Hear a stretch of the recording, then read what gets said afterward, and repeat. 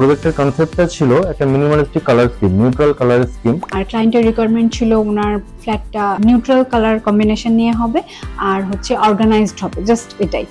কিছু imported tiles use করা হয়েছে যেগুলো ইন জেনারেলি সবগুলোতে পাওয়া যায় না। কালার কম্বিনেশন গুলো এমন চুজ করেছে যেটাতে স্মুথ একটা এনভায়রনমেন্ট ক্রিয়েট করে। আর স্পেশালের মধ্যে বলতে গেলে বলতে পারি যে আমাদের স্কিম কোট নিয়ে কাজ হয়েছে, স্টাকো পেইন্ট নিয়ে কাজ হয়েছে, কিছু ইম্পোর্টেড টাইলস নিয়ে কাজ হয়েছে। ক্লায়েন্ট কিভাবে চাচ্ছে, ওনার রিকোয়ারমেন্ট কি, আমার পারিপার্শ্বিক পরিবেশ কি ডিমান্ড করতেছে, সেটার উপর বেস করে আসলে আমরা ডিসিশনটা নিই কিভাবে আমরা যে ফার্নিচার গুলো চুজ করছি বা কোনো প্রপ ইউজ করছি সেটা আমরা ইউজার ফ্রেন্ডলি হচ্ছে কিনা সেই জিনিসগুলো নিয়েও অবশ্যই ফোকাস করছি। কিভাবে একটা স্পেস থেকে আরেকটা স্পেসকে আমরা কানেক্ট করব, লাইক ডাইনিং আর লিভিংটাকে আমি কিভাবে কানেক্ট করব, এটাকে আমি একটা হল রুম হিসেবে দেখাবো আর সেপারেশন হিসেবে দেখাবো।